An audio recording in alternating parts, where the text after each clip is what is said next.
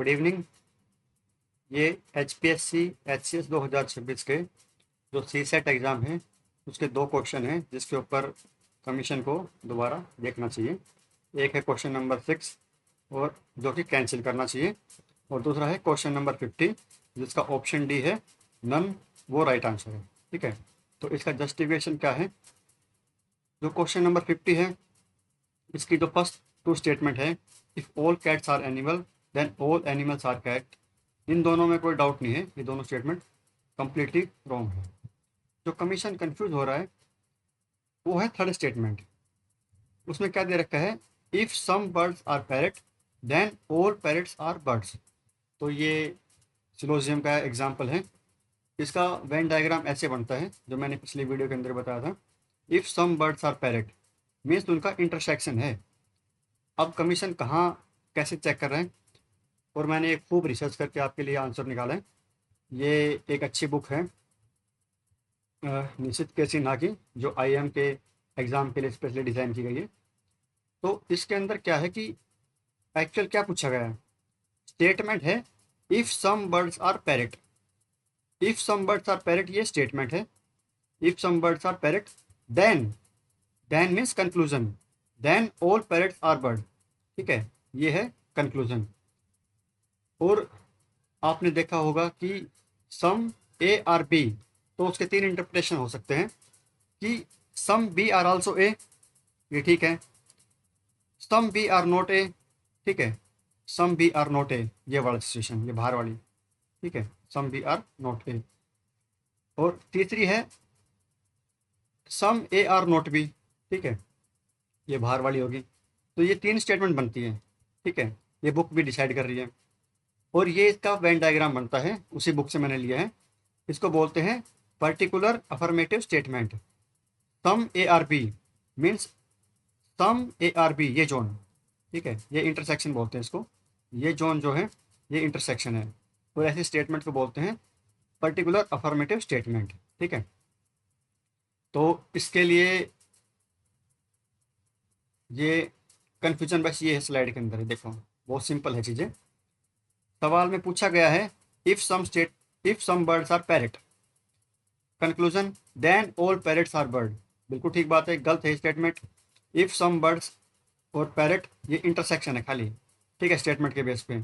Commission कहाँ confuse हो रहा है, वो ऐसे एज्यूम कर रहा है कि if all parrots are bird, ठीक है, वो ये मान के चल रहा है कि जो सेकंड स्टेटमेंट है उसके बेस पे वो फर्स्ट स्टेटमेंट को ओके मान रहा है।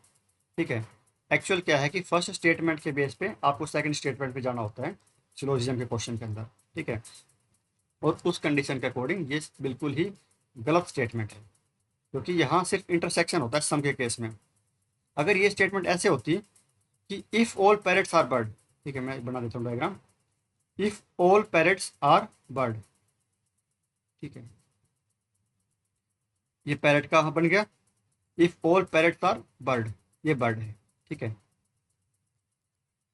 देन उसके बाद अगर ये दी होती then some birds are parrot, ठीक है, हाँ बिल्कुल ठीक है कि यहाँ इस जोन के अंदर जो आएंगे वो बर्ड्स और पैरट हैं। लेकिन क्वेश्चन इसने ऐसे पूछा नहीं है, क्वेश्चन पूछा इसने if some birds are parrot, ठीक है। तो उसका डायग्राम ऐसे बनेगा कि इफ़ सम बर्ड्स मीन्स ये जोन, ठीक है। तो ये क्वेश्चन कमीशन को दोबारा जो प्रीवियस आंसर की थी उसके अकॉर्डिंग इनको नन क्वेश्चन आपको मानना ही चाहिए।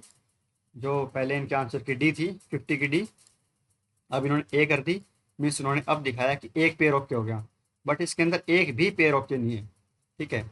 ये चाहे कहीं से भी चेक कर लो इस क्वेश्चन को, इसका इंटरप्रिटेशन भी यही है।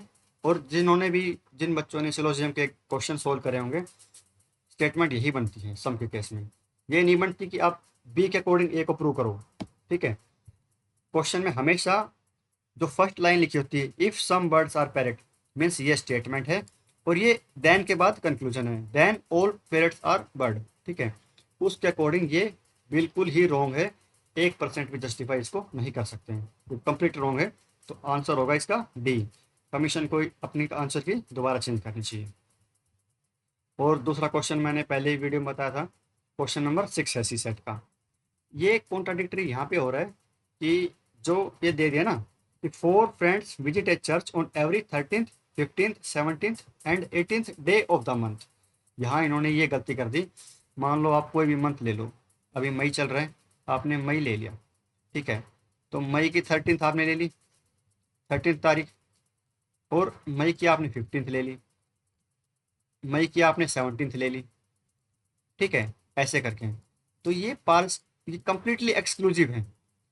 13 वाला, जो 13 तारीख है वो 13 को ही आएगी, 15 की 15 को आएगी, 17 की 17 को आएगी। ये यहाँ पे क्या गलती कर गए, ये अगर नहीं लिखते ये लाइन, बस ऑफ द मंथ नहीं लिखते ना, तो इसका इंटरप्रिटेशन क्या होता, तो इसका मतलब होता कि आप केवल 13, 15, 17, 18 दिन के इंटरवल में मिलते हैं। इंटरवल के बाद अगर ऐसा होता तो आप इनका एलसीएम ले लेते हैं, ठीक है, 13, 15, 17, 18 का एलसीएम लेते हैं और फिर वो क्वेश्चन सोल्व होता।